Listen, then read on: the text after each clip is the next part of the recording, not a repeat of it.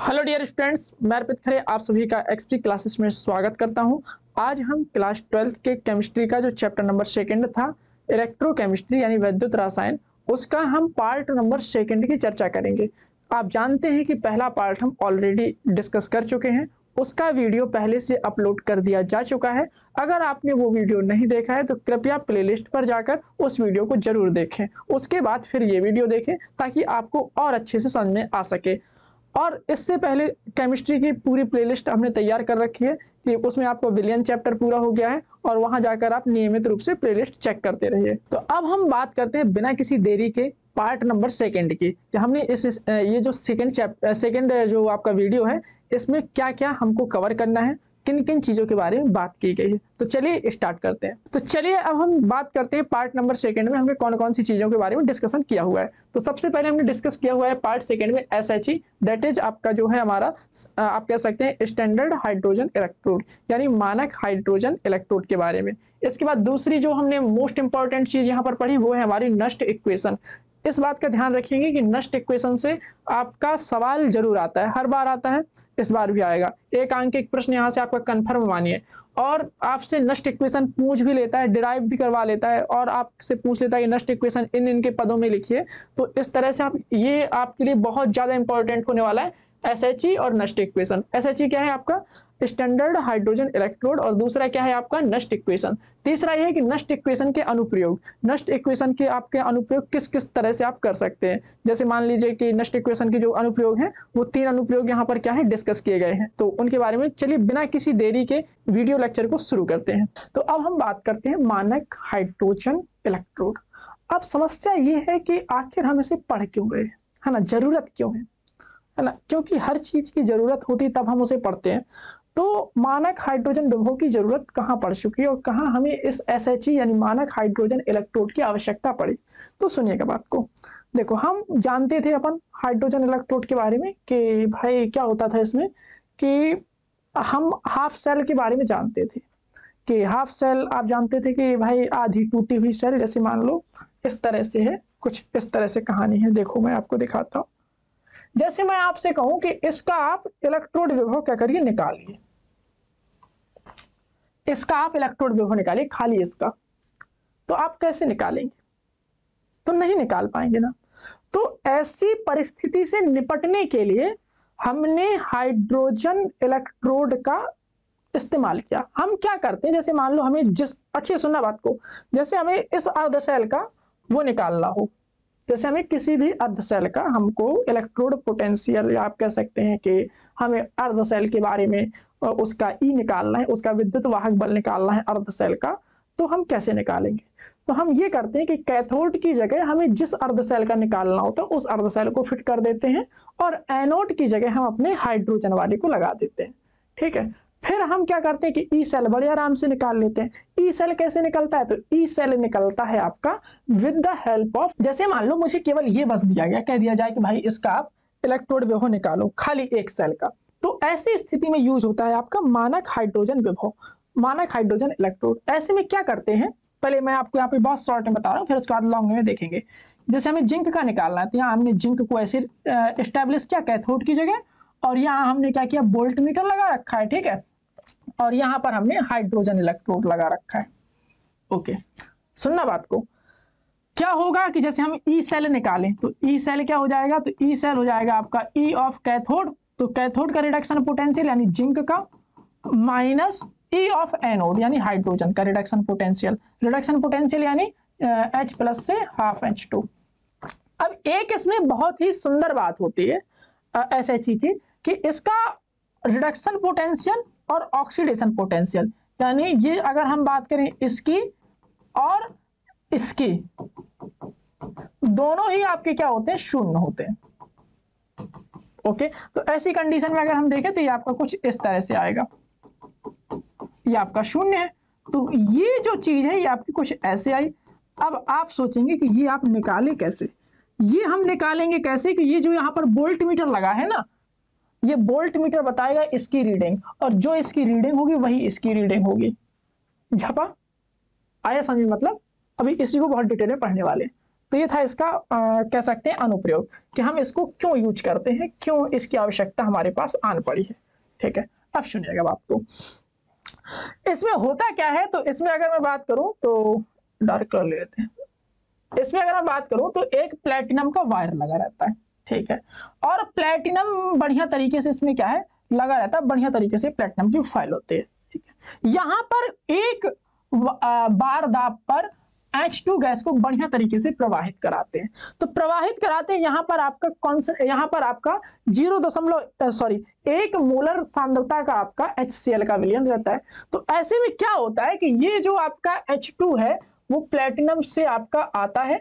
तो यहाँ पर हम देखेंगे कि प्लेटिनम के पास आएगा ये जो आपका H2 है, और ये यहाँ पर आकर फिर यहाँ पर एक्वस स्टेट में आएगा, और ये आकर क्या हो जाएगा आपका H+ बनाएगा। ओके, आ रहा है समझ में कि नहीं आ रहा?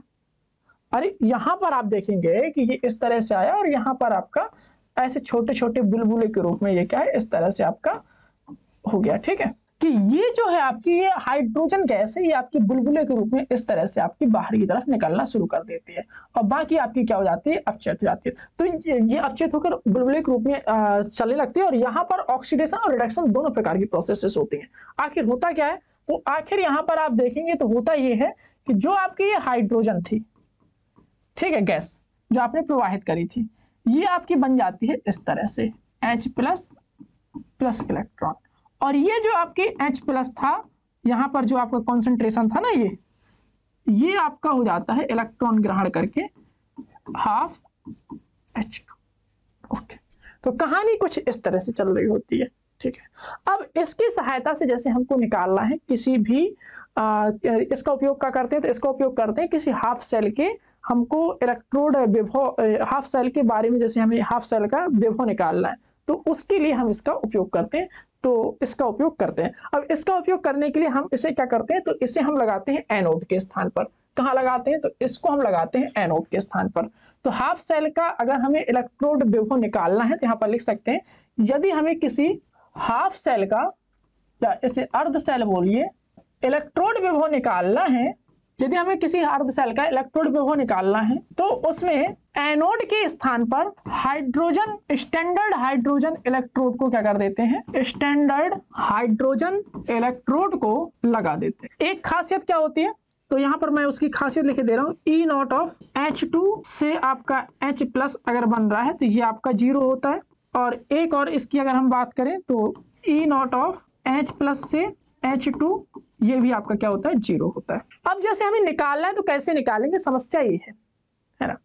तो चलिए अब हम निकालना सीखते हैं कि कैसे निकालना है। ठीक है, चलिए चित्र तो सब कोई बना लेता है ना SHE का। चलो अब मैं आपको यहाँ पर समझाता हूँ कि कैसे आपको इसे एक्सप्लेन करना है। जैसे आपको ये आ गया कि मानक हाइड्रोजन इलेक्ट्रोड की सहायता से जिंक का इलेक्ट्रोड पोटेंशियल कैसे आप ज्ञात करेंगे, मजा आ जाएगा आपको, समझ लीजिए। देखिए मैं आपको बताता हूँ, चित्र बना लूंगा। अब हम बात करेंगे कि मानक हाइड्रोजन इलेक्ट्रोड की सहायता से जिंक का जो इलेक्ट्रोड है उसका इलेक्ट्रोड पोटेंशियल कैसे निकालना है। तो देखिए ये हमारे पास मानक हाइड्रोजन इलेक्ट्रोड है, हमने इसे SHE बोल दिया, स्टैंडर्ड हाइड्रोजन इलेक्ट्रोड, और ये हमारा जिंक है। एक बात का हमेशा ध्यान रखिएगा कि इसे हमेशा जोड़ना है इस साइड मतलब बाएं तरफ, ताकि ये कैसा काम करे, ये एनोड की तरह काम करे। तो हम एनोड की जगह जोड़ते हैं स्टैंडर्ड हाइड्रोजन इलेक्ट्रोड को, ठीक है, और कैथोड की जगह हम जोड़ते हैं जिंक वाले को। ओके, ठीक है, क्लियर इतना? ठीक है। इसके बाद क्या होता है कि हमने इन दोनों को जोड़कर बीच में लगा दिया वोल्टमीटर। ओके, अब हम जानते हैं कि भाई अगर हमें सेल का इलेक्ट्रोड पोटेंशियल निकालना है तो कैसे निकालेंगे, तो E0 ऑफ सेल यहाँ पर आप कर दीजिए, ये हो जाएगा आपका E0 of cathode minus E0 of anode. ये तो अपन पढ़ चुके हैं, बिल्कुल पढ़ा है। अब एक बात मैं आपको बता दूं कि अगर ये जो आपका स्टैंडर्ड हाइड्रोजन इलेक्ट्रोड दिया हुआ है SHE, इसका E0 तो E0 ऑफ एनोड आएगा, तो ये क्या होता है 0 होता है, मतलब इसका रिडक्शन पोटेंशियल भी आपका 0 रहता है और इसका जो है ऑक्सीडेशन पोटेंशियल भी 0 रहता है। अगर हम बात करें E0 ऑफ इसका जो रिडक्शन पोटेंशियल है वो भी आपका 0 रहेगा, और E0 ऑफ इसका अगर हम ऑक्सीडेशन पोटेंशियल की बात करें तो वो भी आपका क्या रहता है 0 रहता है। वही मैंने बताया था शुरुआत में जब इसे पढ़ा रहे थे अपन, तो क्या पता था कि जो मानक हाइड्रोजन इलेक्ट्रोड होता है उसका ऑक्सीकारक जो विभव होता है स्टैंडर्ड वाला, और जो उसका अपचयन विभव होता है स्टैंडर्ड वाला, दोनों ही क्या रहते हैं, 0 रहते हैं। ठीक है, हमने क्या किया है, ये सेटअप लिया है और यहाँ पर जो है बाएं तरफ एनोड की तरह जो काम कर रहा है वो है हमारा SHE, और दाहिनी तरफ जो हमारा काम कर रहा है दैट इज कैथोड की तरह जो काम करेगा वो है हमारा जिंक वाला। ठीक है, अब आप देखिएगा,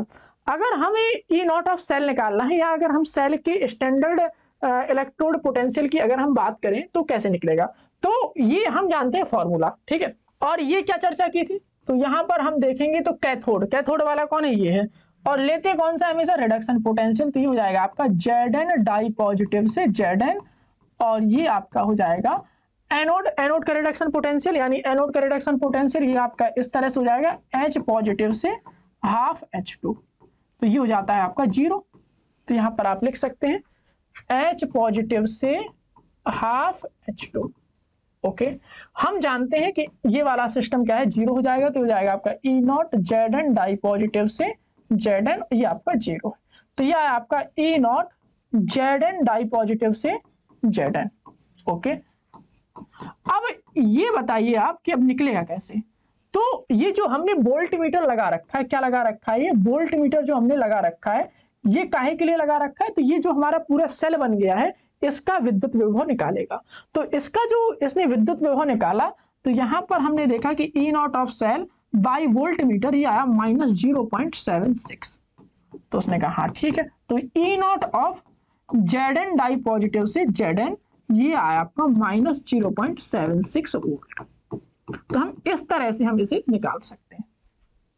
ठीक है, ये कैसे निकाला, तो ये निकाला हमने वोल्ट मीटर की हेल्प से। कहां से, वोल्ट मीटर की सहायता से। कहां से लगाए थे वोल्ट मीटर, तो वोल्ट मीटर हमारा ये उपकरण है और बीच में हमने लगा रखा था, है ना, इस सेटअप के लिए। यहां तक समझ में आया कि नहीं आया, कोई दिक्कत, कोई डाउट, कोई समस्या? चलिए और सुनिएगा, अब हमें ये चीजें मिली, तो इसका मतलब ये है कि जो E नॉट ऑफ सेल है वो आपका नेगेटिव आया, इसका मतलब ये जो चीज है ये नेगेटिव आई, समझना अच्छे से, ये जो चीज नेगेटिव आई इसका मतलब ये है कि कैथोड माइनस एनोड आपका नेगेटिव आया, इसका मतलब ये है कि ये वाला पोर्शन नेगेटिव आया।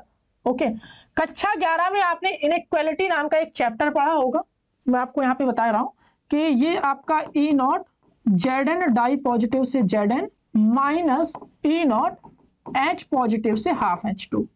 ओके, ये जो है आपका 0 से कम आया, it is less than 0। Okay, तो लेस देन 0 का मतलब ये है कि E naught Zn di positive से Zn is less than E naught H positive से हाफ H2। कहने का तात्पर्य ये है कि अगर हम Zn का रिडक्शन पोटेंशियल की अगर हम बात करें तो वो आपका लेस स्टेबल है in comparison to the hydrogen का इलेक्ट्रोड पोटेंशियल रिडक्शन वाला। ठीक है, तो जिंक का रिडक्शन पोटेंशियल हाइड्रोजन के रिडक्शन पोटेंशियल की तुलना में क्या है, आपका कम स्टेबल है।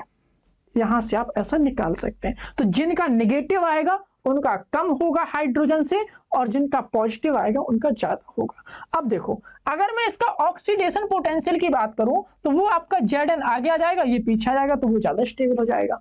तो जिंक के लिए आपने ये आपको जिंक के लिए अगर हम देखें तो जिंक का ये वाला केस आपको देखने को बहुत कम मिलेगा या मिलेगा ही नहीं, तो ये वाला आपको केस आपको देखने को नहीं मिलेगा, क्योंकि ये वाला जो केस है वो बहुत ही रेयर केस है। ठीक है, क्लियर इतना, आपको जिंक का हमेशा ये वाला केस देखने को मिलेगा, ये रूप आपको उसको देखने को मिलेगा।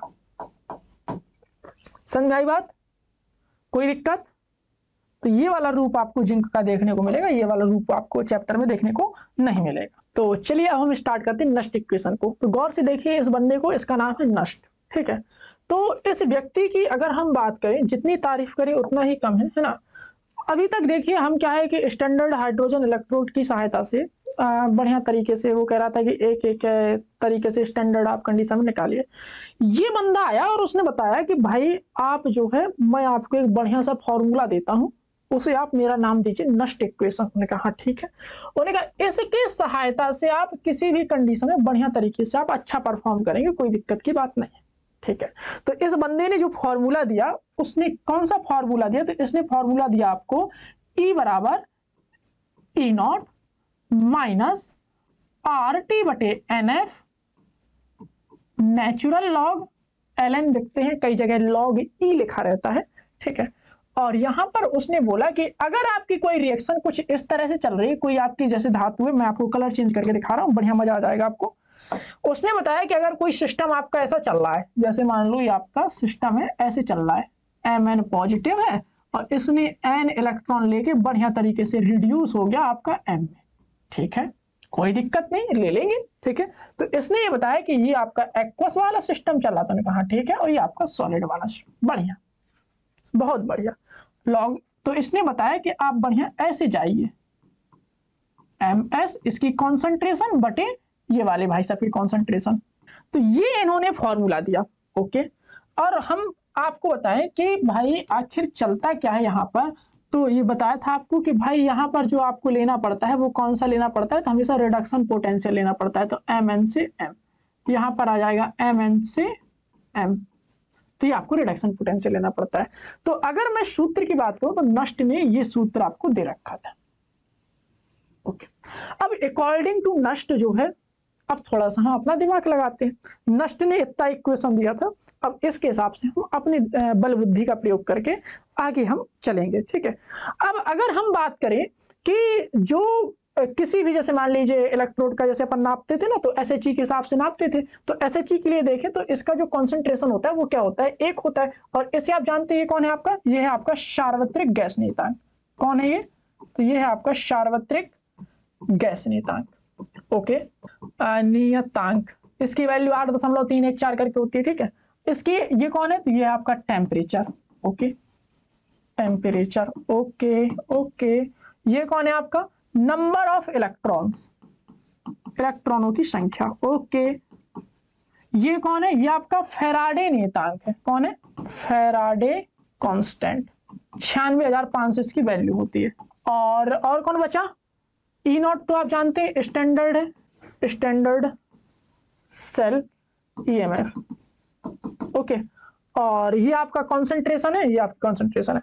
अगर हम जैसे मान लो हमको कॉपर वाले की चाहिए, समझना बात, जैसे हमको कॉपर का निकालना है किसी भी के लिए, तो यहाँ पर अपन क्या करेंगे, कॉपर लिखेंगे, तो यहाँ पर लिखेंगे Cu, डाई पॉजिटिव से Cu, और ये हो जाएगा आपका E naught, Cu di positive से Cu, और यहाँ पर हो जाएगा माइनस RT बटे NF, और ये हो जाएगा आपका Ln, तो यहाँ पर Ln लिखिए, और यहाँ पर हो जाएगा आपका 1, क्योंकि हम उसका निकालते थे हाइड्रोजन के रिस्पेक्ट में, और ये हो जाएगा आपका concentration of Cu di positive, यहाँ पर आ जाएगा आपका एक्वस।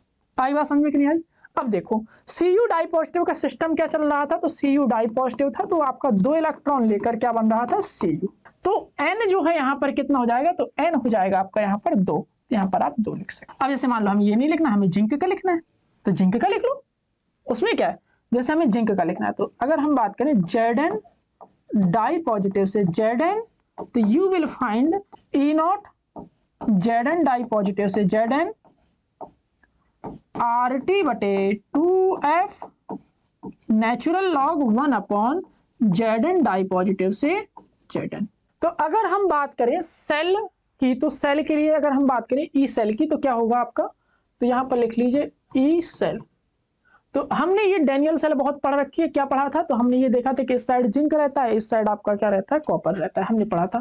तो इस साइड आपका जिंक रहता है, तो जिंक रहता है आपकी बाएं साइड, और दाहिनी साइड क्या रहता है आपका कॉपर रहता है। हमने क्या पढ़ा था, ई of cathode minus E of anode, भाई साहब तुम्ही ने सब किया है, ठीक है, ई of cathode minus E of anode. अरे ना देते तो एक टॉपिक कम हो जाता है ना। ई of cathode minus E of anode, cathode में कौन है, तो कैथोड में होता है आपका रिडक्शन, रिडक्शन यानी अपचयन, अपचयन कैथोड में रिडक्शन, यानी कैथोड वाला व्यक्ति ये है ना, Cu वाला, तो यहाँ पर लिखेंगे E of Cu di positive से आपका Cu minus E of Zn di positive से Zn, ओके, कोई दिक्कत नहीं है। Cu डाई पॉजिटिव से Cu, ये वैल्यू आप रखेंगे, तो ये हो जाएगा आपका E naught Cu di positive से आपका Cu माइनस RT बटे 2F natural log upon 1 upon Cu di positive का कॉन्सेंट्रेशन, ओके। तुम थोड़ा छोटे हो जाओ भाई, ऐसे करते हैं, ठीक है। अब यहाँ पर माइनस लगाएंगे और इसे आप देखेंगे क्या लिखा है, RT बटे NF, और ये है आपका क्या, E0 Zn डाई पॉजिटिव से Zn, माइनस माइनस हो जाएगा प्लस RT बटे NF यानी 2F natural log upon 1 upon Zn का कॉन्सेंट्रेशन एक्वस स्टेट में।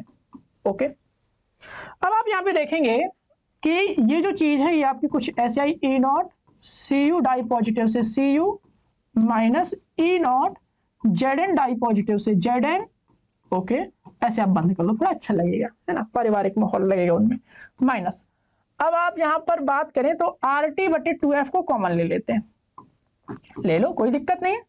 ये आपका क्या है, तो यहाँ पर लिखो natural log 1 upon Cu di positive minus natural log 1 upon Zn di positive. Okay, थोड़ा अच्छे से लिखते हैं। अब ये देखो ये स्टैंडर्ड वाला चल रहा है तो स्टैंडर्ड वाला आएगा, तो यहाँ पर लिख लो E0 of cell. Okay, RT बटे NF, N कितना है 2 है तो यहाँ पर 2F लिख लो, और ये आपका नेचुरल लॉग है। देखो प्राचीन काल में मैथमेटिक्स नाम का एक सब्जेक्ट हुआ करता था 9th 10th में, है ना, और वहां पर लॉग नाम का एक व्यक्ति और हुआ करता था। ठीक है, तो आपने फिजिक्स में भी पढ़ा होगा लॉग को, तो मैं यहाँ पर लॉग की एक प्रॉपर्टी दिखा दूं, ये ln वही लॉग है। ठीक है, तो लॉग जो m माइनस लॉग n लिखा है, लॉग की एक प्रॉपर्टी यहाँ पर इस्तेमाल होनी है, तो उस प्रॉपर्टी बस मैं यहाँ पर एक्सप्लेन कर रहा हूँ। जैसे log a minus log b लिखा है तो इसको हम लिख सकते हैं लॉग a बटे b। अगर मान लो लिखा है log a plus log b, तो इसे आप लिख सकते हैं लॉग a इंटू बी। कब सीखेंगे आप मैथ, कब बड़े होंगे। ठीक है, अगर मान लो यहाँ पर लिखा है लॉग a की घात b, तो इसे लिख सकते हैं b लॉग a। हाँ, मैं आपको बता दूं कि ये ln का मतलब होता है नेचुरल लॉग, इसे आप LOG नीचे बेस e करके लिखते हैं। ठीक है, समझदार है, तो नहीं समझदार तो समझ लीजिए। अब हम यहाँ पे देखेंगे कि तो log m minus log n है, तो ये बटे ये करेंगे, तो ये हो जाएगा आपका 1 upon Cu di positive upon 1 upon Zn di positive. Okay, ठीक है, और बचपन में थोड़ी सी मैथ पढ़ी थी अपन ने, तो उसमें ये था कि ये सबसे नीचे वाला सबसे ऊपर पहुंच जाता है, तो ये हो जाएगा आपका E0 सेल RT बटे 2F natural log Zn di positive और Cu डाई पॉजिटिव। ठीक है, तो ये उसने डेनियल सेल का निकाल के हमने देखा, इन्होंने ये रिएक्शन दी, हमने ये अप्लाई किया डेनियल सेल पर, तो हमने ये कहां पे अप्लाई किया, डेनियल सेल पर। तो यहाँ पे आप लिख भी सकते हैं कि हम भाई साहब इस पे डेनियल सेल पे अप्लाई कर रहे हैं। कहां पर, यहाँ पर आप लिख सकते हैं कि applying on Daniell cell, cell less नहीं। ठीक है, क्लियर इतना, तो इस तरह से आप इसे कर सकते हैं। ठीक है, अभी पूरी खत्म नहीं हुई है नेक्स्ट इक्वेशन, अभी काफी बची हुई है, काफी इसके अनुप्रयोग पढ़ेंगे, है ना, का और भी बहुत सारी चीजों के बारे में चर्चा करेंगे।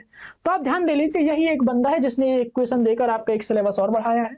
ठीक है, और इस इक्वेशन को देकर उसने बताया कि भाई साहब ये जो है आपका R जो है आपका सार्वत्रिक गैस नियतांक है, उसने कहा कि इसकी मदद से आप किसी भी कंडीशन में बढ़िया चिल होके किसी भी कंडीशन में आप किसी भी सेल का क्या निकाल सकते हैं, विद्युत वाहक बल या सेल का विभव आप क्या कर सकते हैं, निकाल सकते हैं। क्लियर हुआ इतना? तो जैसा कि हमने नष्ट इक्वेशन को देख लिया था कि नष्ट इक्वेशन किस प्रकार से होती है, अब हम बात करेंगे नष्ट इक्वेशन के आगे। तो अब नष्ट इक्वेशन के आगे चर्चा करते हैं उसके अनुप्रयोग के, कि आखिर हमें नष्ट इक्वेशन का अनुप्रयोग कहाँ कहाँ पर इसको अप्लाई करना है, आखिर हम इसकी मदद से क्या क्या कर सकते हैं। तो इसकी मदद से अगर हम देखें तो हम सबसे पहली बात तो ये है कि किसी भी सेल का हम विद्युत वाहक बल निकाल सकते हैं। We can find electromotive force of any cell. ठीक है, दूसरी बात अगर हम देखें तो नष्ट इक्वेशन की सहायता से हम गिब्स फ्री एनर्जी को हम कैलकुलेट कर सकते हैं। और तीसरी बात अगर हम देखें तो हम नष्ट इक्वेशन की सहायता से साम्य स्थिरांक, जैसे हम इक्विलिब्रियम कांस्टेंट बोलते हैं, उसको भी क्या कर सकते हैं, फाइंड आउट कर सकते हैं। तो हम सबसे पहले बात करते हैं इनके पॉइंट्स की, कि हम नष्ट इक्वेशन की सहायता से किन किन चीज़ों को किन किन चीज़ों पर हम इसे अप्लाई कर सकते हैं। तो पहली बात है हम नष्ट इक्वेशन की सहायता से हम निकाल सकते हैं इक्विलिब्रियम कांस्टेंट, यहाँ पर लिख सकते हैं साम्य स्थिरांक, साम्य स्थिरांक निर्धारण में। दूसरी बात क्या है कि गिब्स फ्री एनर्जी के निर्धारण में, तो यहाँ पर लिख सकते हैं कि गिब्स फ्री एनर्जी के निर्धारण में, यहाँ पर लिख सकते हैं गिब्स फ्री एनर्जी के निर्धारण में, यहाँ पर लिख सकते हैं गिब्स मुक्त ऊर्जा के निर्धारण में। ओके, और तीसरी बात यह है कि हम इसकी सहायता से किसी भी सेल का इलेक्ट्रोमोटिव फोर्स निकाल सकते हैं। तो यहाँ पर लिख सकते हैं किसी सेल का इलेक्ट्रोमोटिव फोर्स यानी विद्युत वाहक बल, ऐसे लिख सकते हैं अपन विद्युत वाहक बल, जिसे हम ईएमएफ बोलते हैं, ईएमएफ ऑफ सेल को कैलकुलेट करने में। अब हम यहाँ पर इन तीनों के बारे में एक एक करके डिटेल में डिस्कशन करेंगे कि नष्ट समीकरण का जो उपयोग है वो हम इन तीनों में किस प्रकार से कर सकते हैं। कि पहला जो है हमारा इक्विलिब्रियम कांस्टेंट के रूप में, या हम इक्विलिब्रियम कांस्टेंट के निर्धारण के रूप में हम कैसे गिब्स ये जो आपका नष्ट समीकरण है उसका उपयोग कर सकते हैं। उसके बाद हम दोबारा चर्चा करेंगे गिब्स फ्री एनर्जी के ऊपर, और फिर हम चर्चा करेंगे कि किसी सेल का विद्युत वाहक बल हम कैसे निकाल सकते हैं इसकी सहायता से। तो चलिए फिर शुरू करते हैं। सबसे पहली बात आती है कि इक्विलिब्रियम कांस्टेंट या साम्य स्थिरांक के निर्धारण में हम इसका किस प्रकार उपयोग कर सकते हैं।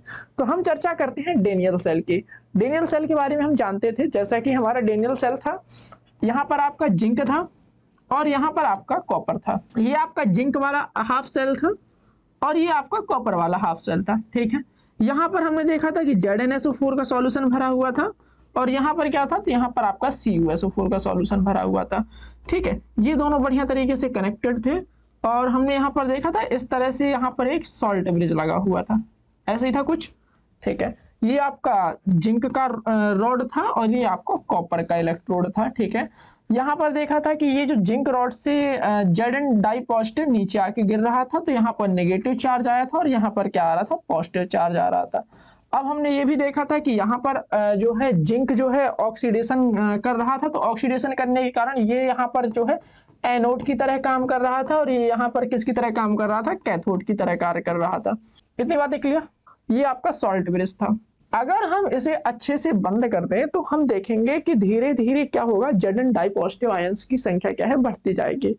एक समय ऐसा आएगा जब इनके मध्य क्या है, इक्विलिब्रियम या आप कह सकते हैं कि साम्य उसमें स्थापित हो जाएगा इस इक्वेशन में। तो ये जो इसकी इक्वेशन थी, जो आप अगर हम देखें तो इसकी जो रिएक्शन थी वो क्या थी, Zn plus Cu di positive after reaction Cu plus Zn di positive.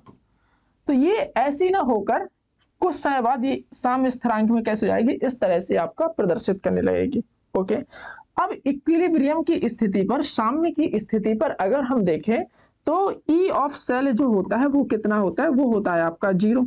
तो साम्य की स्थिति पर जो आपका ई ऑफ सेल होता है वो कितना होता है, आपका 0 होता है। इतना क्लियर, यहाँ तक कोई दिक्कत नहीं है। ठीक है, अब हम बात करते हैं नष्ट की समीकरण से, जो डेनियल सेल के लिए नष्ट ने इक्वेशन दे रखे थे। तो डेनियल सेल ने नष्ट के लिए इक्वेशन क्या दे रखे थे, तो वहां पर हम इन सब की वैल्यू पुट करेंगे और वहां से हमारा क्या साम्य स्थिरांक Kc क्या निकल आएगा। तो चलिए फिर हम इसे बहुत डिटेल में एक्सप्रेस करते हैं। तो अब हम इसी चीज को डिटेल में समझने वाले हैं, साम्य स्थिरांक के निर्धारण में हम कैसे नष्ट इक्वेशन का प्रयोग कर सकते हैं। तो देखिएगा, मैंने बताया था कि जैसे अगर हमने ये जो आपका डेनियल सेल है, डेनियल सेल जानते थे, बहुत डिटेल में पढ़ रखा था कि इसमें एक आपका Zn रॉड होता है और एक आपका कॉपर का रॉड होता है। तो जैसे हम इसको बढ़िया तरीके से बंद कर देते हैं तो हम देखते हैं धीरे धीरे क्या होता है कि जिंक आयनों की सांद्रता बढ़ती जाती है और कॉपर आयनों की सांद्रता घटती जाती है। ठीक है, कुछ समय बाद हम ये देखते हैं कि जो जिंक आयनों की सांद्रता और कॉपर आयनों की सांद्रता क्या हो जाती है, बराबर हो जाती है। तो ऐसी स्थिति में क्या होता है कि इनके बीच एक साम्य की स्थिति उत्पन्न हो जाती है। ठीक है, तो इनके बीच एक इक्विलिब्रियम एस्टेब्लिश हो जाता है, इनके बीच एक साम्य की स्थिति उत्पन्न हो जाती है। तो ऐसी परिस्थिति में अगर हम देखते हैं तो वोल्टमीटर का जब हम पाठ्यांक देखते हैं तो वहां पर किसी प्रकार का कोई भी वोल्टेज में रीडिंग नहीं आती। तो उस कंडीशन में कहां पर, जब हम बात कर रहे होते हैं साम्य की स्थिति पर, तो वहां पर ई ऑफ सेल क्या आ रहा होता है, 0 आ रहा होता है। तो चलिए अब हम चर्चा करते हैं यहाँ पे। तो जैसा कि हम पढ़ चुके हैं कि जैसे डेनियल सेल में क्या होता है कि जैसे जैसे आपका कह सकते हैं कि समय बीतता जाता है तो क्या होगा आपका कि Zn डाई पॉजिटिव आयनों की जो सांद्रता है वो क्या हो जाएगी, धीरे धीरे क्या होने शुरू हो जाएगी, बढ़ना शुरू हो जाएगी। और Cu डाई पॉजिटिव जो आयन है या Cu जो 2 पॉजिटिव वाले आयन थे वो धीरे धीरे इलेक्ट्रॉन लेके Cu में रिडक्ट होना शुरू हो जाएंगे। ठीक है, कुछ समय बाद हम देखेंगे कि इनके बीच इक्विलिब्रियम या आप कह सकते हैं कि Zn डाई पॉजिटिव और Cu डाई पॉजिटिव के बीच एक साम्य का एक स्थापित हो जाएगा। तो दोनों के बीच साम्य स्थापित हो जाने के कारण हम देखेंगे कि यहाँ पर इनके बीच साम्य स्थापित हो गया है। तो उस स्थिति में हम वोल्ट मीटर की रीडिंग चेक करेंगे। तो हम वोल्ट मीटर की जब हम रीडिंग चेक करते हैं तो हम देखते हैं कि वहां पर वोल्ट मीटर की जो रीडिंग है वो हमको क्या मिल रही है, 0 मिल रही है। अर्थात अगर हम देखें तो ऐसी परिस्थिति में जो हमारा ई ऑफ सेल है वो कितना आ रहा है, 0 आ रहा है। यहाँ पर लिखेंगे अब हमारी जो वोल्ट मीटर की रीडिंग है, यहाँ पर लिखेंगे अब वोल्ट मीटर की रीडिंग वोल्ट मीटर के हिसाब से या वोल्ट मीटर के अनुसार देखेंगे जो हमारी रीडिंग है। रीडिंग मतलब कि जो हमारा वोल्ट मीटर क्या नापता है, विभव नापता है। विभव क्या होता है, यही सेल विभव यानी इलेक्ट्रोमोटिव फोर्स यानी ई। तो हम देखते हैं कि जो वोल्ट मीटर की जो रीडिंग है वो कितनी आ रही है, 0 आ रही है, यानी ई ऑफ सेल कितनी आ रही है, 0 आ रही है। ओके, ये जो है आपकी नष्ट की समीकरण है, ये हम पहले प्रूव कर चुके हैं, कोई दिक्कत की बात है नहीं कि E naught cell minus R T upon 2f ln और Zn di positive upon Cu di positive. Okay, अब देखो हम जानते हैं कि जो हमारा साम्य स्थिरांक होता है उसकी वैल्यू क्या होती है। यहाँ पर लिखेंगे साम्य स्थिरांक जो होता है उसकी वैल्यू जो होती है हमारी, यहाँ पर आप लिख सकते हैं कि साम्य स्थिरांक की जो वैल्यू होती है, तो यहाँ पर लिखिए साम्य स्थिरांक जो हमारा Kc होता है, कौन Kc, उसकी वैल्यू होती है प्रोडक्ट का कंसंट्रेशन अपॉन रिएक्टेंट का कंसंट्रेशन। ये हो गया हमारा Kc की वैल्यू। ठीक है, यहाँ पर हम क्या लिख सकते हैं इसकी जगह, तो इसकी जगह हम लिख सकते हैं Kc, तो इसकी जगह आप क्या लिख सकते हैं, Kc। ओके, कोई दिक्कत नहीं है। ई ऑफ सेल इसकी वैल्यू आप 0 रख दीजिए, रखते हैं यहाँ पर, तो ये हो जाएगा आपका 0 बराबर ई नॉट सेल, तो E naught of cell minus R T upon 2f ये हो जाएगा नेचुरल लॉग। ओके, और ये हो जाएगा आपका Kc। ठीक है, कोई दिक्कत नहीं है। अब यहाँ पर ई नॉट सेल को आप यहाँ लाइए, तो ये हो जाएगा आपका E naught of cell equal to the R T upon 2f। Okay, natural log Kc। यहाँ तक कोई दिक्कत, तो यहाँ तक अपने को कोई दिक्कत नहीं है। चलो ठीक है, आगे देखते हैं। ई नॉट ऑफ सेल हम क्या करेंगे कि हम जो है ई नॉट ऑफ सेल देखेंगे कि इसका जो ई नॉट है, यानी ये जो हमारा स्टैंडर्ड इलेक्ट्रोड आप कह सकते हैं कि स्टैंडर्ड ईएमएफ ऑफ सेल जो है वो कितना है, तो वो हम देखते हैं, तो वो हमारा आता है 1.1 इलेक्ट्रॉन वोल्ट, 1.1 वोल्ट आया। ठीक है, ये आर टी अपॉन 2f और ये आपका नेचुरल लॉग Kc। ठीक है, आगे चलते हैं। तो ये है आपका 1.1 equal to the R T upon 2f ln Kc। ठीक है, चलिए अब हम बात करते हैं आगे। यहां तक हो गया, देखिए ये हो गया था आपका। चलिए आगे चलते हैं। तो अब हम यहाँ पर क्रॉस मल्टीप्लाई कराते हैं, तो आ जाएगा आपका 1.1 into 2f upon R T बराबर नेचुरल लॉग Kc। ठीक है, हमको निकालना है Kc। तो अब देखो आप 1.1 को आप 1.1 लिखेंगे, 2 को 2 लिखेंगे। f क्या है, f है आपका फैराडे नियतांक, तो जो होता है आपका 96,500 या 96,487। ओके, बटे r की वैल्यू होती है 8.314 जूल प्रति केल्विन प्रति मोल और t की वैल्यू होती है 298। ओके, बराबर ही आ जाएगा नेचुरल लॉग ऑफ Kc। हम इसे क्या करेंगे, हल करेंगे, इसे गुणा कराइए तो हो जाएगा आपका 2.2, ये जाएगा आपका 96,487 बटे में आ जाएगा आपका 8.314 और गुणा में आ जाएगा 298 बराबर ln Kc। यहाँ पर आप साइड में सबकी वैल्यू लिख सकते हैं कि f आपका जो है फैराडे नियतांक है, जिसकी वैल्यू होती है फैराडे नियतांक, इसकी वैल्यू हम जानते हैं कितना होता है 96,487 कूलाम प्रति मोल। ओके, दूसरी बात हम देखें तो R हमारा सार्वत्रिक गैस नियतांक है, सार्वत्रिक गैस नियतांक। इसकी अगर हम वैल्यू देखें, नियतांक इसकी वैल्यू हम देखें तो वो होती है आपकी 8.314 जूल प्रति मोल प्रति केल्विन। ओके, अब हम बात करें, 2 हो गए, तीसरा कौन था हमारा, तीसरा टेम्परेचर। टेम्परेचर ये है हमारा 298 केल्विन। ओके, इतना क्लियर। अब आगे चलते हैं, ये हो जाएगा आपका 2.96487 बटे 8.314 298। ओके, इसे आप चेंज करेंगे तो ये हो जाएगा आपका 2.303 लॉग बेस 10 Kc। ठीक है, देखो यहाँ पर लॉग की एक प्रॉपर्टी होती है लॉग बेस ई, इसी को हम नेचुरल लॉग बोलते हैं। इसकी वैल्यू होती है 2.303 log बेस 10, ठीक है, ध्यान रखेंगे आप इतना। तो यहाँ पर इतना आया। अब हम log बेस 10 की वैल्यू अगर हम निकालें तो हो जाएगा आपका log बेस 10 KC बराबर यह आ जाएगा आपका 2.2 गुणे 96487 अपॉन 8.314 298 गुणे 2.303। ठीक है, कोई दिक्कत यहाँ तक, कोई समस्या, कोई तकलीफ? चलिए, तो ये आया हमारा log base 10 KC equal to 37.288। यहाँ पर आप लिख सकते हैं कि इसे हल करने पर, यहाँ पर लिखेंगे एंटी लॉग लेने पर, तो ये आएगा आपका KC इक्वल टू 2 गुणे 10 की घात 37।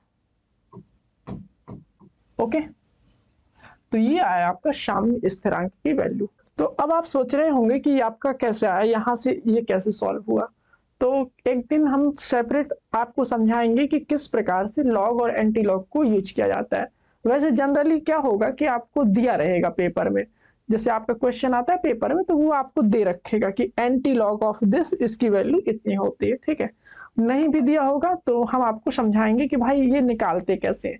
ये निकलता है लॉग टेबल की हेल्प से। लघुगणक सारणी होती है, आपने देखा होगा किताब के पीछे लघुगणक सारणी, प्रतिलघुगणक सारणी, ये आपको दे रखी है, तो उनकी सहायता से हम इसे क्या करते हैं, निकालते हैं। चलिए, तो ये हो गया इसका। इस तरह से हम किसी भी सेल का आप कह सकते हैं कि साम्य स्थिरांक की गणना कर सकते हैं। अब आगे हम बात करते हैं कि हम किसी भी सेल का कह सकते हैं कि विद्युत वाहक बल, या आप कह सकते हैं कि सेल विभव, वो कैसे निकालते हैं। तो इसके लिए हम ऐसा करते हैं कि सीधे क्वेश्चन ही ले लेते हैं ताकि हमें क्या समझ में आ जाए। तो यहाँ पर लिख सकते हैं calculating the EMF of the cell. चलिए, अब हम बात करते हैं कि जो हमारा किसी भी सेल का कह सकते हैं कि विद्युत वाहक बल हम कैसे निकाल सकते हैं। तो हम इसी चीज के बारे में, हमने इसके लिए कैसे रिप्रेजेंट करेंगे, कैसे हम निकालेंगे।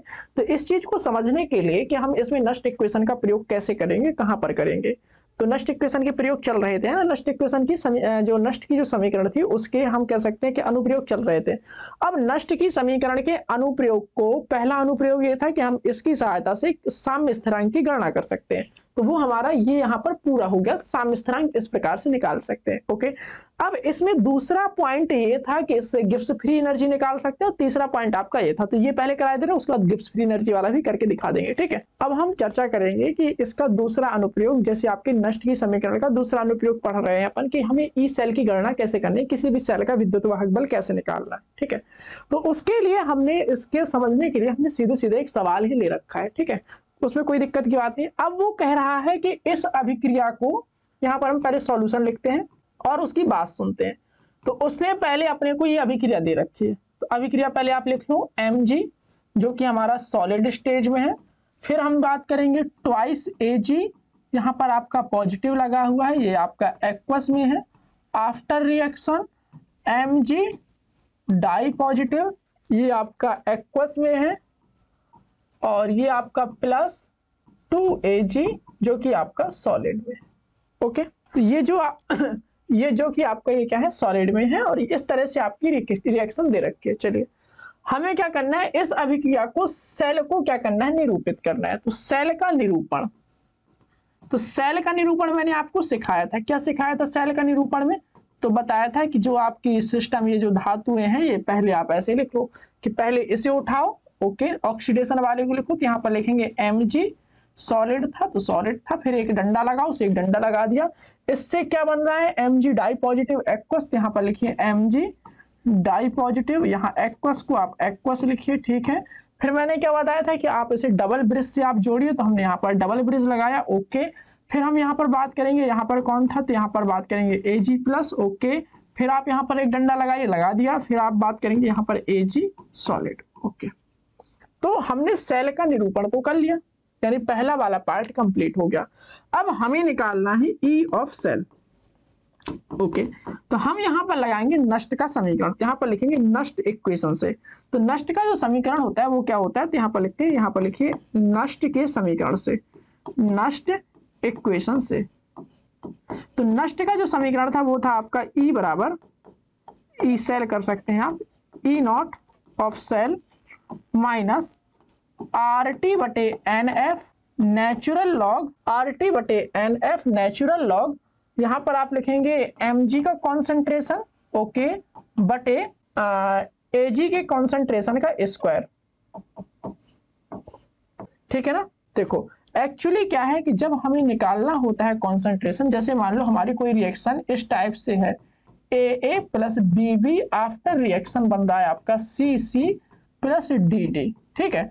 अगर हम बात करें इसके लिए कि हमारा, इसके लिए अगर हम बात करें कि यहाँ पर Kc की अगर हम गणना करें या हम यहाँ पर इसे चर्चा करें, तो ये आपका होता है E ऑफ सेल बराबर E naught of cell minus RT बटे NF, ओके, नेचुरल लॉग, और यहाँ पर लिखेंगे प्रोडक्ट वाला, तो प्रोडक्ट कौन है, C, इसका पावर छोटा c, D इसका पावर छोटा d, बटे रिएक्टेंट लिखेंगे A इसका पावर छोटा a और B इसका पावर छोटा b। तो ये आपका फॉर्मूला होता है, ध्यान रखेंगे इस बात को।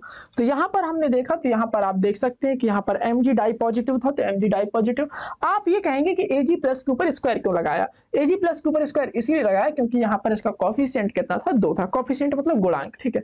चलिए अब हम इन सब की वैल्यू रखते हैं, तो यहाँ पर आप लिखेंगे ई सेल बराबर ई नॉट, तो ई नॉट की चर्चा करें तो ई नॉट आपको कितना है, 3.17 वोल्ट, तो यहाँ पर आप लिखेंगे 3.17 वोल्ट, ओके, माइनस माइनस हो गया। अब देखो फिर क्या है, RT बटे NF लॉग, तो इस चीज को पहले आप अच्छे से लिख सकते हैं। तो RT की वैल्यू, तो R की वैल्यू लिखिए 8.314, T की वैल्यू लिखिए 298, ओके। N यानी कितने इलेक्ट्रॉनों के साथ मजाक हो रहा है, तो यहाँ पर आप देखेंगे कि 2 इलेक्ट्रॉनों के साथ खिलवाड़ हो रहा है, यहाँ पर आपका 2 पॉजिटिव चल रहा है, तो यहाँ पर आप लिखेंगे 2, और F यानी F की वैल्यू लिखेंगे 96,487, ओके। RT बटे NF हो गया। अब बचा लॉग N, सॉरी LN यानी लॉग E, तो इसे आप ले सकते हैं 2.303, ओके, लॉग बेस 10, ओके, और ये हो जाएगा आपका Mg का कॉन्सेंट्रेशन कितना है, तो Mg का कॉन्सेंट्रेशन हमने देखा तो 0.130, तो यहाँ पर आप लिखेंगे 0.130, और Ag का कॉन्सेंट्रेशन अगर हम देखें तो Ag का कॉन्सेंट्रेशन जो है हमारा वो है कितना, तो वो है आपका 0.0001, तो यहाँ पर आप लिखेंगे Ag का कॉन्सेंट्रेशन 0.0001 और पावर आपकी 2 का 2 आ जाएगी, ओके। कोई दिक्कत, कोई समस्या, कोई समस्या नहीं। तो ई सेल बराबर आएगा आपका 3.17 माइनस, इतने को जब हम हल करते हैं तो ये आता है हमारा 0.059, और ये आपका 2 का 2 रहेगा, लॉग बेस 10 का आपका लॉग बेस 10 रहेगा, और इसे हम देखें तो ये हो जाएगा आपका 130, और नीचे वाले को अगर हम ऊपर ले जाएं तो हो जाएगा आपका 10 की घात 8, क्योंकि ये हो जाएगा आपका 10 की घात -4 और 4 की पावर 2, तो -8, और नीचे से ऊपर जाएगा तो +8 हो जाएगा, ओके। इसको जब हम हल करेंगे तो आ जाएगा आपका 3.17 माइनस 0.059 बटे 2 का बटे 2, इसे आप ऐसा करिए लॉग बेस 10 किया, ठीक है, इसे आप लिखिए 1.3 इंटू 10 की पावर 7, ओके, ऐसे, ठीक है। ये आ गया आपका 3.17 माइनस 0.059 अपॉन 2, और इसे आप देखेंगे तो ये आ जाएगा आपका लॉग बेस 10, और ये हो जाएगा आपका 1.3 प्लस लॉग बेस 10 की पावर 7, ओके। चलिए अब इसे अगर हम देखें तो आ जाएगा 3.17 0.059 अपॉन 2, और इसके लिए हमें लॉग टेबल की सहायता लेनी पड़ेगी। लॉग टेबल की सहायता से हम इसकी वैल्यू लिखेंगे, तो हम लॉग टेबल देखने जा रहे हैं, लॉग टेबल को देखकर हम इसकी वैल्यू लिखते हैं, ठीक है। तो लॉग टेबल की सहायता से हमने देखा तो इसकी वैल्यू है 0.1139, ओके। हाँ, आपको क्वेश्चन में अगर आपको क्वेश्चन आएगा तो वहां पे वो देगा, जैसे उसने एक क्वेश्चन दिया ना, तो यहाँ पर वो देगा आपको, ऐसे आपको करके देगा कि given log base 10 1.3 equal to 0.1139, ये आपको देगा वो, ठीक है। अगर नहीं देगा तो फिर आपको टेबल प्रोवाइड कराई जाएगी, तो वो पेपर में इतना झंझट नहीं पालते, वो लॉग की वैल्यू दे देते हैं, ठीक है। तो ये हो गया आपका 0.1139, ओके, और इसे हम देखें तो ये आपका 7 आ जाएगा बाहर, और ये हो जाएगा आपका log 10 बेस में और 10 ऊपर, ओके।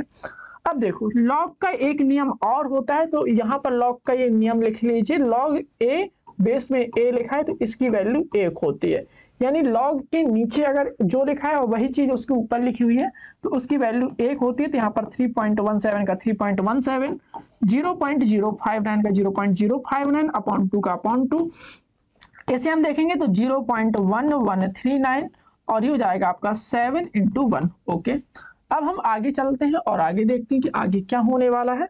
तो आगे अगर हम देखें इसे तो यहाँ पर आप देखिएगा 3.17, तो यहाँ पर लिखे ई सेल बराबर 3.17 आया ये। ओके, 3.17, ठीक है, माइनस का माइनस लिखे 0.059 अपॉन 2 का अपॉन 2, और इसे अगर हम देखें तो 7 और 7 में ये जुड़ेगा तो हो जाएगा आपका 7.1139, तो 1139 हो गया। ओके, गुणा कराइए इसे तो E of cell equal to the 3.17 minus ये आएगा आपका 0.21। ओके, ई ऑफ सेल अगर हम देखते हैं तो इसे आप घटाइएगा तो 3.17 लिखा और यहाँ पर लिख लिया 0.21।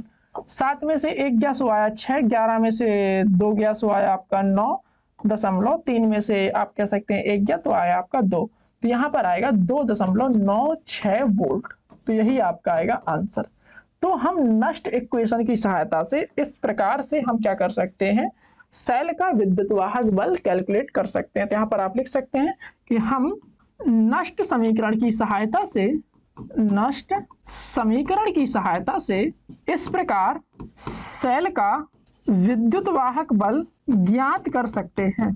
तो नष्ट के 2 अनुप्रयोग हो गए। पहला अनुप्रयोग ये था आपका कि भाई उसकी कह सकते हैं कि केसी की गणना या साम्य स्थिरांक की गणना। ओके, और दूसरा अनुप्रयोग ये था आपका कि भाई इसकी सहायता से आप सेल का विद्युत वाहक बल कैसे ज्ञात करेंगे। ठीक है, अब हम तीसरी बात करते हैं गिब्स फ्री एनर्जी की, कि भाई इसकी सहायता से हम गिब्स फ्री एनर्जी को कैसे ज्ञात करेंगे या गिब्स फ्री एनर्जी के टर्म में हम इसके साथ क्या कर सकते हैं। ठीक है, चलिए, तो गिब्स फ्री एनर्जी के लिए अगर हम बात करें तो उसके लिए नष्ट ने बताया कि यहाँ पर लिख लेते हैं गिब्स मुक्त ऊर्जा के लिए। ठीक है, तो गिब्स मुक्त ऊर्जा, तो उसके लिए नष्ट ने फॉर्मूला दिया। क्या दिया कि उसने बताया कि भाई जो आपका डेल्टा जी है वो आपका -NFE के क्या होगा, बराबर होगा। ओके, अब यहाँ से आप एक बात समझ सकते हैं क्या, कि अगर यहाँ से आपका कह सकते हैं कि अगर हमारा E की वैल्यू नेगेटिव है तो इसका मतलब जो है हमारा गिब्स फ्री एनर्जी जो है हमारी, आप कह सकते हैं डेल्टा जी है वो हमारी कैसी होगी, पॉजिटिव होगी।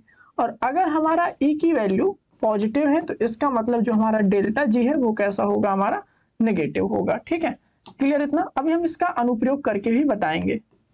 ओके, अब देखिए अगर हम यहाँ पर मानक गिब्स मुक्त ऊर्जा की चर्चा करें, किसकी, मानक गिब्स मुक्त ऊर्जा की चर्चा करें, तो यहाँ पर आप यहाँ पर लिख सकते हैं मानक गिब्स मुक्त ऊर्जा के लिए, मानक गिब्स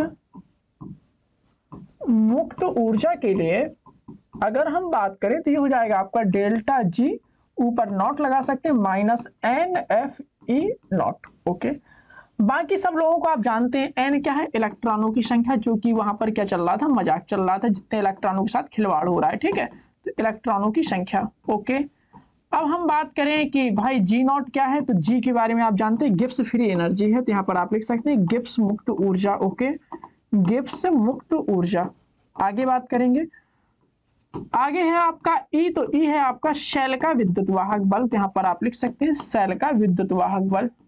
और F क्या है आपका, तो F है आपका फैराडे नियतांक, तो यहाँ पर आप लिख सकते हैं F जो है हमारा वो है फैराडे नियतांक। फैराडे नियतांक की अगर हम वैल्यू की बात करें तो वो फैराडे नियतांक की जो वैल्यू होती है वो कितनी होती है, तो यहाँ पर आप लिख सकते हैं 96,487 कूलाम प्रति मोल। या इसे आप आराम से अगर हम बात करें तो इसकी वैल्यू हम सीधे सीधे लिख देते हैं कि 96,500। ठीक है, तो गिब्स मुक्त एनर्जी के लिए अगर हम बात करें तो इस तरह से कॉन्सेप्ट दिया गया। ठीक है, अब देखो अगर हमारे पास ई है तो उसकी सहायता से हम क्या कर सकते हैं, डेल्टा जी की वैल्यू फाइंड आउट कर सकते हैं। ठीक है, उसकी मदद से हम पता कर सकते हैं कि ये जो रिएक्शन है वो हमारी फिजिबल है और ये हमारी रिएक्शन फिजिबल नहीं है, अर्थात ये रिएक्शन हो सकती है, अर्थात ये रिएक्शन नहीं हो सकती है। ठीक है, तो इसकी सहायता से हम ये फाइंड आउट कर सकते हैं। चलिए इसी के ऊपर कुछ क्वेश्चन देखते हैं। तो ये प्रश्न है आपका गिब्स फ्री एनर्जी के ऊपर बेस्ड। चलिए इसे स्टार्ट करते हैं। तो आप यहाँ पर देखेंगे कि आपको क्या बताया गया है कि डेनियल सेल के लिए मानक इलेक्ट्रोड विभव 1.1 इलेक्ट्रॉन 1.1 वोल्ट है।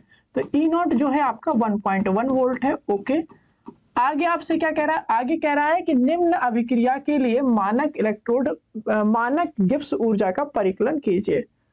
तो अभिक्रिया इसकी जो है डेनियल सेल की वो होती है आपकी Zn से आपका Cu di positive, after reaction यहाँ पर होता है आपका Zn di positive plus Cu। ये आपका कुछ इस तरह से होता है, ठीक है। यहाँ पर आप लिख सकते हैं एक्वस, यहाँ पर आप लिख सकते हैं एक्वस और यहाँ पर आप लिख सकते हैं सॉलिड, ठीक है। अभिक्रिया आपकी दी है क्वेश्चन में इस तरह से, ठीक है। तो इस अभिक्रिया के लिए हमें गिब्स मुक्त ऊर्जा का क्या करना है, परिकलन करना है। कौन सी गिब्स मुक्त ऊर्जा, तो मानक वाली, ठीक है। तो ये अभिक्रिया के लिए हमें गिब्स मुक्त ऊर्जा का परिकलन करना है, मानक वाली, ठीक है। चलिए, तो हमें गिब्स मुक्त ऊर्जा का सूत्र हमें ध्यान होना चाहिए। क्या है सूत्र, तो ये मानक का सूत्र है कि डेल्टा जी नॉट बराबर minus N F E naught. यहाँ पर लिखेंगे कि गिब्स मुक्त ऊर्जा बराबर, गिब्स मुक्त ऊर्जा के लिए अगर हम बात करें तो वो होता है डेल्टा जी नॉट बराबर minus N F E naught. Okay, हम एन एफ ई नॉट तीनों की वैल्यू जानते हैं, तीनों की वैल्यू यहाँ पर रखी हुई है, तीनों की वैल्यू यहाँ पर क्या कर देंगे, पुट कर देंगे, रख देंगे, ठीक है। तो सबसे पहले अगर हम बात करें एन की, तो एन क्या है, तो एन जो है हमारा वो है नंबर ऑफ इलेक्ट्रॉन्स। तो यहाँ पर हम जानते हैं एन क्या है, तो एन है इलेक्ट्रॉनों की संख्या, जितने इलेक्ट्रॉन यहाँ वहां क्या हुए, ट्रांसफर हुए। तो यहाँ पर आप लिख सकते हैं कि एन जो है इलेक्ट्रॉनों की क्या है, संख्या, ठीक है। दूसरी बात अगर हम बात करें तो एफ क्या है, तो एफ होता है हमारा फैराडे नियतांक। यहाँ पर आप लिख सकते हैं कि एफ जो है हमारा फैराडे नियतांक है। ओके, तीसरी बात जो अगर हमारी है वो है हमारा ई नॉट। तो ई नॉट क्या है, तो ये है आपका मानक सेल विभव या मानक विद्युत वाहक बल, ठीक है, जो भी आपको बोलना। चलो, तो हमारे पास तीनों है, एन कितना है, कितने इलेक्ट्रॉनों के साथ मजाक हो रहा है, तो 2 इलेक्ट्रॉन है। ओके, फैराडे नियतांक तो 96,487 मात्रक लिखेंगे कूलाम प्रति मोल, तो कूलाम प्रति मोल। ओके, तीसरा पॉइंट जो है हमारा मानक सेल विभव, तो वो हमारे पास कितना है, मानक इलेक्ट्रोड विभव वो है हमारे पास 1.1 वोल्ट। ओके, तीनों वैल्यू रखेंगे तो यहाँ पर डेल्टा जी नॉट हमारा प्रकट हो जाएगा, वो हो जाएगा आपका -2 इंटू 96,487 गुणे 1.1। अब हम इन तीनों का गुणा करा लेते हैं। तो हमने इसे गुणा कराया तो ये आया हमारा जूल प्रति मोल। ओके, अगर हम इसे किलो जूल में लिखना चाहें तो यहाँ पर आप इसे लिख सकते हैं ऐसे कि डेल्टा जी नॉट बराबर -21.227 किलो जूल प्रति मोल। समझ आई बात, कोई दिक्कत? चलिए आगे चलते हैं। चलिए, तो अब हम बात करते हैं एक क्वेश्चन की और। तो वो क्या कह रहा है कि निम्नलिखित सेल के विद्युत वाहक बल की क्या करना है, गणना करनी है। ये हमारे पास सेल की रिएक्शन दे रखी है और इसके विद्युत वाहक बल की गणना करनी है। सबसे पहले अगर मैं आपको बता दूं कि सेल को लिखते कैसे, तो उसे आप लिखना पहले सीखिए।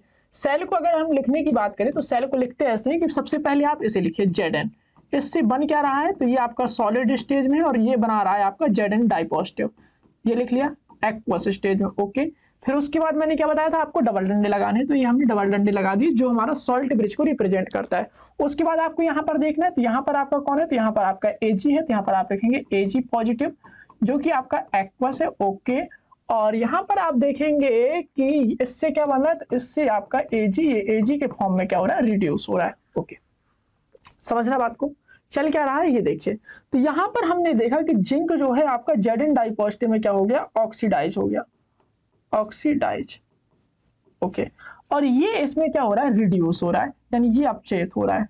ठीक है, देखिए स्टार्टिंग में जब सेल पढ़ रहे थे तो बताया था मैंने कि जो आपका ऑक्सीडेशन होता है, ऑक्सीडेशन कहाँ होता है, तो ऑक्सीडेशन होता है आपका एनोड पर, और जो आपका रिडक्शन होता है वो कहाँ होता है, तो रिडक्शन होता है आपका कैथोड पर। ओके, आप इसे ऐसे भी याद कर सकते हैं कि रेड कैट। ओके, मतलब रिडक्शन कहाँ होना है, कैथोड पर, रिडक्शन कहाँ होगा आपका, कैथोड पर। रिडक्शन मतलब अपचयन, अपचयन कहाँ होगा, कैथोड पर। अब ठीक है, ऐसे आप हमेशा ध्यान रखिएगा। तो बाकी बचा क्या, ऑक्सीडेशन, तो ऑक्सीडेशन होगा कहाँ पे, एनोड पर। ठीक है, अब हमें क्या निकालना है, हमें निकालना है सेल के विद्युत वाहक बल की गणना करनी है, यानी हमें ई सेल निकालना है। तो सेल का अगर हम विद्युत वाहक बल देखें तो वो भी हमने पढ़ाया था कैसे निकालते हैं, तो वो हमने पढ़ाया था भैया, वो निकालते हैं अपन E of reduction potential of cathode minus reduction potential of anode. तो यहाँ आप लिख सकते हैं E of cathode minus E of anode. Okay, समस्या ये है कि हमें यही नहीं पता रहता कि कैथोड कौन सा है और एनोड कौन सा है। देखो, कैथोड और एनोड निकालने का सबसे अच्छा तरीका यही है कि आप ऐसे सेल बनाइए, सेल से आप पता करिए कि भाई इसमें क्या चल रहा है। तो इसमें हमने देखा कि ऑक्सीकरण चल रहा है, ऑक्सीकरण होता है हमेशा एनोड पर, तो एनोड वाला सिस्टम ये है। अब रिडक्शन पोटेंशियल क्या होता है? तो रिडक्शन पोटेंशियल आपका ऐसे होता है Zn डाई पॉजिटिव से Zn। अगर आपका ये दिया है तो कोई दिक्कत नहीं है, और अगर आपका ये नहीं दिया है, उल्टा कर ये दिया है, तो फिर आप उसमें माइनस लगा के उसे सही करिए। तो ये है आपके पास 0.76। ओके, तो ये आप वैल्यू रखेंगे यहाँ पर। तो कैथोड की आप यहाँ वैल्यू रखेंगे ई ऑफ कैथोड। तो कैथोड वाले को पहले लिख लो, कैथोड में कौन हो रहा है? ये हो रहा है, तो यहाँ पर आप लिखेंगे Ag पॉजिटिव से Ag minus E of anode. Anode वाले की वैल्यू लिखो Zn डाई पॉजिटिव से Zn। ओके, आप सोच रहे होंगे कि ये क्यों नहीं लिखा यहाँ पर, यही सोच रहे हैं ना।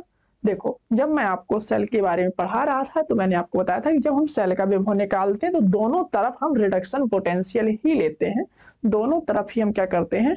अपचयन वाला विभव ही लेते हैं, रिडक्शन वाला विभव ही लेते हैं। ठीक है, तो यहाँ पर Ag पॉजिटिव से Ag, इसकी वैल्यू है अपने पास 0.80। Okay, minus Zn di positive से Zn, तो यह है आपका 0.76 लेकिन नेगेटिव में। ओके, तो हम इसे देखेंगे तो ये हो जाएगा आपका 0.86 और ये हो जाएगा प्लस 0.76, सॉरी 80 है। ठीक है, जब आप इसे हल करेंगे तो ये आपका आएगा 6 का 6 और 8 7 15, तो 1.56 वोल्ट। तो सेल का जो हमारा विद्युत वाहक बल आया वो आया हमारा 1.56 वोल्ट।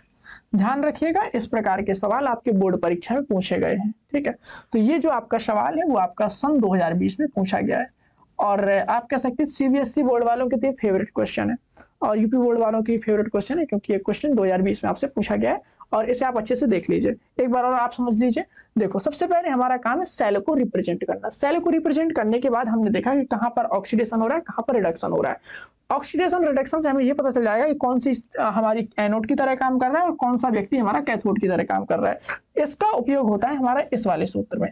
तो इस वाले सूत्र का उपयोग करके हमने यहाँ से ई सेल निकाल लिया। तो उम्मीद करता हूँ ये वाला क्वेश्चन आपको बहुत अच्छे से समझ में आया होगा। चलिए अब हम बात करते हैं अपने अगले क्वेश्चन की तरफ।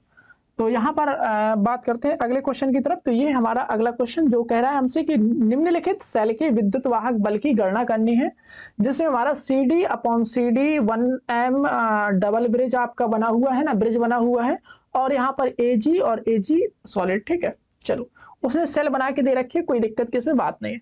अब समस्या देखो यहाँ पे क्या चल रहा है। सबसे पहले मैंने बताया आपको ये पता करना है कि एनोड कौन है, कैथोड कौन है।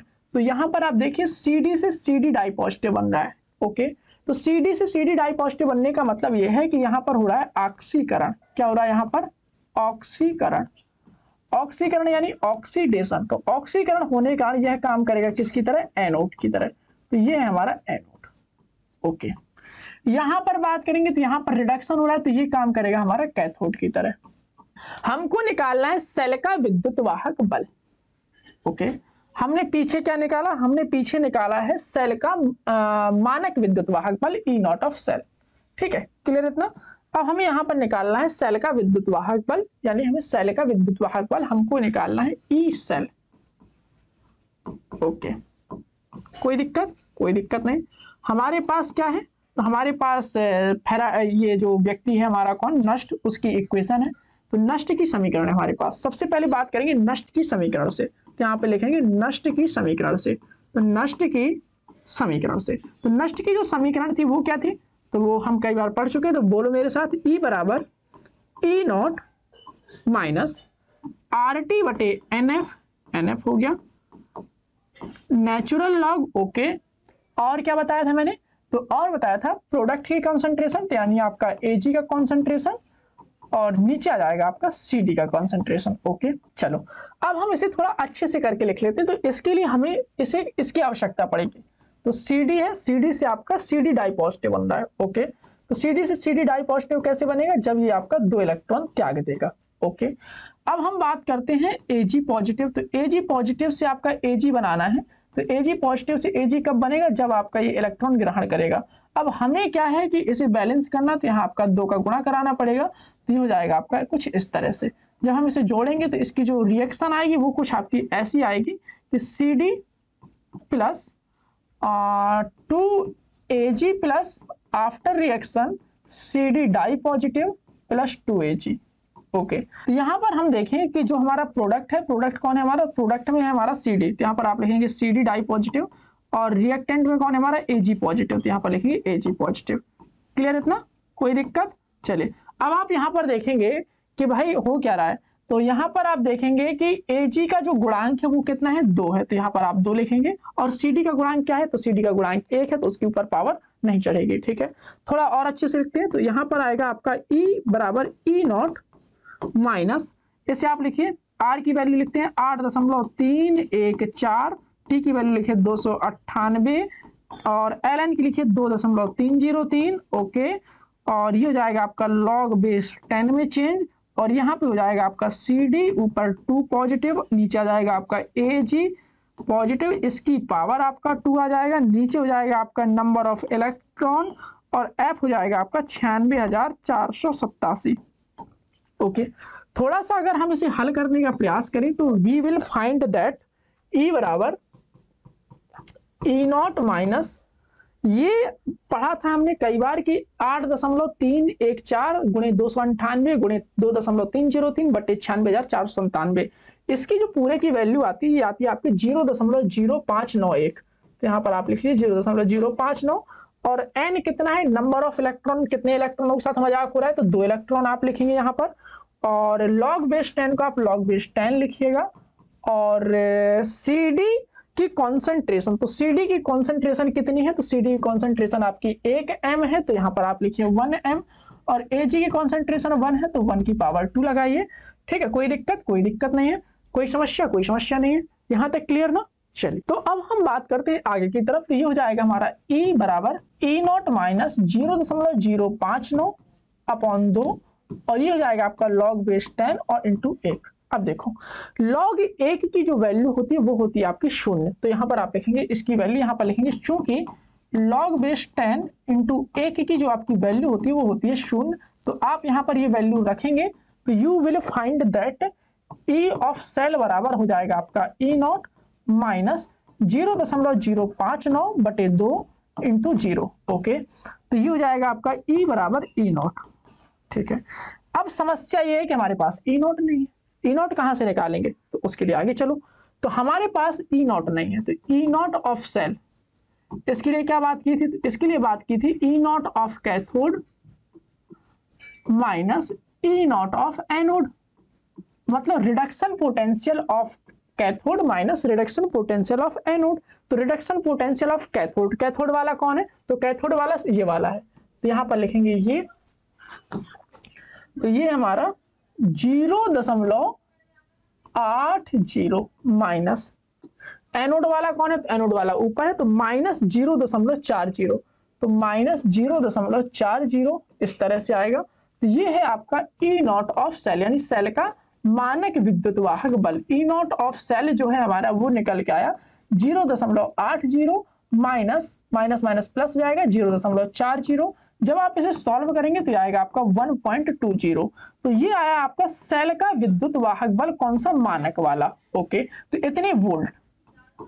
ठीक है, अब हम अगर पीछे बात करें, पीछे अगर हम बात करें तो यही हमारा E के बराबर था, तो यहाँ पर लिखेंगे कि E जो है हमारा E0 ऑफ सेल के बराबर था, जो कि हमारा 1.20 वोल्ट आया। तो यहाँ पर आप लिख सकते हैं कि जो सेल है, सेल का विद्युत वाहक बल बराबर 1.20 वोल्ट।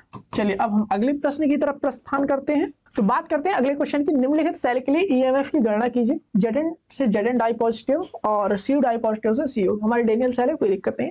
और 1 मोलर की सांद्रता वाली व्यक्ति हैं, तो 1 मोलर की सांद्रता के लिए हम जानते हैं कि भाई क्या होता है 1 मोलर की सांद्रता में कि EMF of cell is equal to the E0 of cell, है ना, कि 1 मोलर सांद्रता के लिए स्टैंडर्ड कंडीशन फॉलो करता है। इसके लिए हमने पीछे भी देखा था कि देखो इस तरह से आपका बराबर आता है 1 मोलर सांद्रता के लिए। ठीक है, चलिए तो हम इसे देख लेते हैं। तो आखिर ये क्या चल रहा है, तो यहाँ पर अगर हम देखें, सॉल्यूशन लिख लो, यहाँ पर अगर हम देखें तो ये हो रहा है हमारा ऑक्सीडेशन। ओके, ऑक्सीडेशन चल रहा है, कोई दिक्कत नहीं। तो ऑक्सीडेशन चलने पर क्या होगा यहाँ पर, तो यहाँ पर ऑक्सीडेशन चलेगा। तो ऑक्सीडेशन में हम जानते हैं भाई कि यहाँ पर ये जो है हमारा एनोड की तरह काम करेगा। बस ज्यादा दिमाग नहीं लगाना, ये हमारा कैथोड रहेगा। ओके ठीक है, चलो अब बात करते हैं थोड़ी सी और। ये एनोड है, ये कैथोड है। कहानी क्या चल रही, तो यहाँ पर Zn से बन रहा है Zn di positive, Zn di positive, और क्या होगा, 2 इलेक्ट्रॉन त्यागे जा रहे होंगे। यहाँ Cu डाई पॉजिटिव से क्या बन रहा है, Cu बन रहा है, तो यहाँ पर 2 इलेक्ट्रॉन यही वाले ग्रहण करे जा रहे हैं। तो ये आपका कुछ इस तरह से बन रहा है। ठीक है, चलो अब हम इसे जोड़ेंगे तो इसकी कहानी कुछ ऐसी आ जाएगी, Zn plus Cu di positive after reaction Zn di positive plus Cu। अगर हम इसे लिखना चाहें तो इसे हम लिख सकते हैं E बराबर E naught of cell minus, और यहां पर अगर हम देखें तो पीछे वाले क्वेश्चन को अगर हम देख लेते हैं, पीछे वाली इक्वेशन को, तो ये आपकी इक्वेशन कुछ इस तरह से लिखी जा सकती थी, इस तरह से। ओके ओके, और हम जानते हैं कि इतने की जो वैल्यू होती है, इतने की वैल्यू होती है 0.059। तो अगर हम इसे अच्छे से लिखना चाहें तो इसे आप लिख सकते हैं सीधे सीधे 0.059 बटे n। Okay, number of electron 2 है तो यहाँ पर आप 2 भी लिख सकते हैं। ln मतलब नेचुरल लॉग। ओके, यहाँ पर देख लीजिए मैंने नेचुरल लॉग ही लिखा था। ओके, तो यहाँ पर अगर हम नेचुरल लॉग, यहाँ पर आएगा log बेस 10। ओके, और ये हो जाएगा आपका प्रोडक्ट का कॉन्सेंट्रेशन अपॉन रिएक्टेंट का कॉन्सेंट्रेशन। तो यह जाएगा आपका Zn डाई पॉजिटिव का कॉन्सेंट्रेशन बटे Cu डाई पॉजिटिव का कॉन्सेंट्रेशन। ओके, चलिए आगे चलते हैं। ये हो जाएगा आपका E naught of cell, okay, minus 0.059। Okay, number of electron transfer कितने हो रहे हैं, 2। log बेस 10 को log बेस 10 लिखिए, और ये आपकी 1 है, ये आपकी 1 है। log 1 की वैल्यू हमने देखी थी कि log बेस में 10 है, और 1 जो है उसकी वैल्यू होती है हमारी 0। तो यहाँ पर आप लिखेंगे E बराबर E naught of cell minus 0.059 बटे 2 का बटे 2 रहेगा, log बेस 10 नीचे ऊपर 1 रहेगा। तो log 1 की वैल्यू हम जानते हैं कितनी होती है, तो log 1 की वैल्यू हम पीछे देखेंगे कितनी होती है। हमने यहाँ पर देखा था log 1 की वैल्यू कितनी थी, तो वो हमारी 0 थी। तो यहाँ पर हम लिखेंगे log 1 की वैल्यू कितनी है, 0। तो यहाँ पर बात आएगी E ऑफ सेल जो है हमारा, वो आएगा आपका E naught of cell minus 0.059 बटे 2 इंटू 0। तो ये आपके 0 हो गया। तो ये हो गया आपका E नॉट ऑफ सेल के बराबर। E नॉट ऑफ सेल को अगर हम देखें तो ये होता है आपका E naught of cathode minus E naught of anode. Okay, अब हम बात करते हैं कैथोड का रिडक्शन पोटेंशियल और एनोड का रिडक्शन पोटेंशियल। तो सबसे पहले हम देखेंगे कि ये हमारे रिडक्शन पोटेंशियल ही दिए हैं, कुछ और दिए, तो हमने पता किया भाई ये हमारे रिडक्शन पोटेंशियल ही है। ठीक है, कैथोड कौन है, तो कैथोड आपका ये है, यहाँ से हमें दिख रहा है। तो इसका पहले आप लिखेंगे कितना, प्लस 0.34, फिर आप माइनस लिखेंगे, फिर आप लिखेंगे इसका माइनस 0.76। ओके, ये हो गया आपका 0.34। ओके, प्लस 76, जोड़िए इसे, तो 6 4 10, हासिल आई 1, 7 4 7 3 10, 10 1 11। एम आई राइट? तो ये हो जाएगा आपका 1.1। तो यहाँ पर हमने देखा कि E ऑफ सेल जो आया वो आया आपका 1.1 वोल्ट।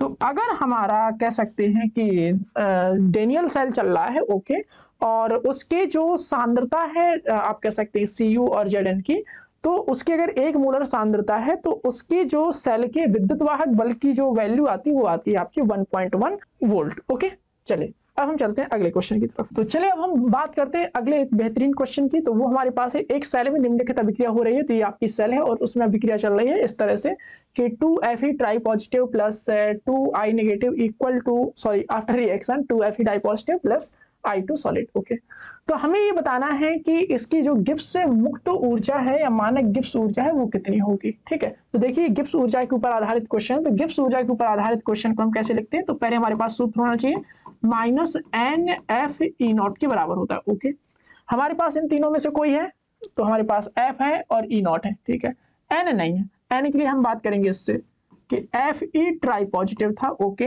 इसने इलेक्ट्रॉन लिया तो ये बना आपका Fe डाई पॉजिटिव। ओके, बात आती है I की, तो ये I था, इसने इलेक्ट्रॉन त्यागा और ये बन गया आपका I2 और इलेक्ट्रॉन इसने त्याग दिया। ठीक है, अब देखो I2 बना तो यहाँ पर आपको 2 करना पड़ेगा, तो यहाँ पर आपका 2 हो जाएगा।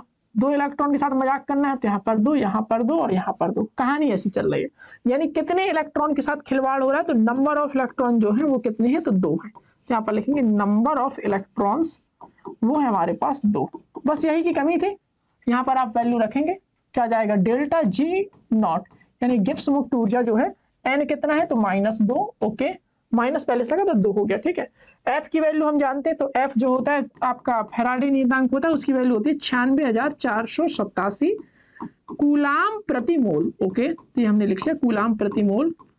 और जो हमारा ई नॉट है, तो ई नॉट हमको दे रखा है, कितना दे रखा है उसने, तो 0.236 वोल्ट। यहाँ पर आप लिख लीजिए 0.236 वोल्ट।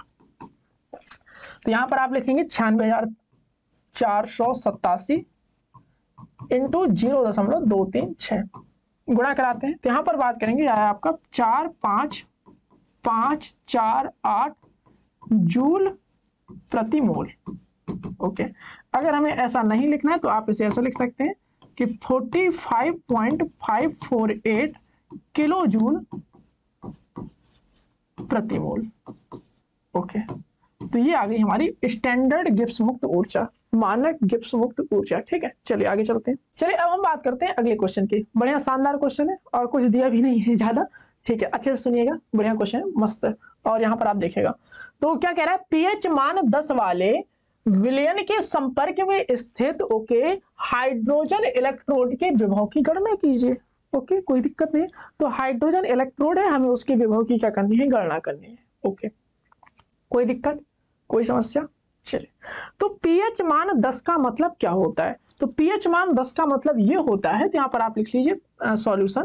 पीएच मान 10 का मतलब, पीएच मान 10 का मतलब क्या होता है, तो 10 का मतलब होता है आपका, क्या होता है आपका, कि अगर आपका पीएच मान 10 है तो इसमें हाइड्रोजन की जो कॉन्सेंट्रेशन है बेटा वो आपकी कितनी होगी, तो वो होगी आपकी 10 की घात -10 m। आई बात समझ में कि नहीं आई, आ गई ना, क्लियर इतना। अब बात आती है हाइड्रोजन इलेक्ट्रोड आपका जुड़ा हुआ है, तो जब आपका हाइड्रोजन इलेक्ट्रोड जुड़ा हुआ है तो आपका कुछ इस तरह से कहानी आएगी कि हाइड्रोजन प्लस आपका इलेक्ट्रॉन ग्रहण करेगा और ये आपका इस तरह से अपचयित हो जाएगा। आ रही बात समझ में, आ रही, बिल्कुल आ रही है, कोई दिक्कत नहीं।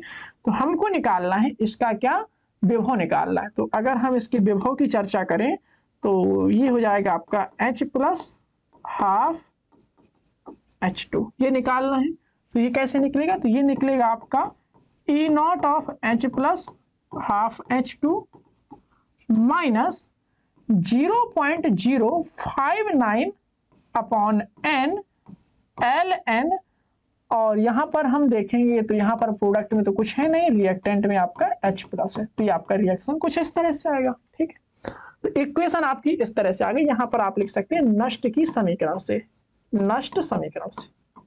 ओके, अब हम बात करते हैं यहां पर, तो ये हो जाएगा EH प्लस से आपका हाफ H2, ये हो जाएगा आपका। अब देखो हम क्या जानते हैं, हम ये जानते हैं कि जो मानक अवस्था में जो है हाइड्रोजन इलेक्ट्रोड का चाहे अपचयन विभव लो चाहे आप उसका ऑक्सीकरण विभव लो, दोनों ही वैल्यू क्या रहती है, 0 रहती है। तो हमने 0 रख लिया, ये हुआ आपका 0.059 और बटे n की वैल्यू कितनी होती है, तो n की वैल्यू यहाँ पर 1 है क्योंकि एक ही इलेक्ट्रॉन के साथ यहाँ पर मजाक चल रहा है। ओके, ln सॉरी लॉग होता है, सॉरी लॉग बेस 10 होता है।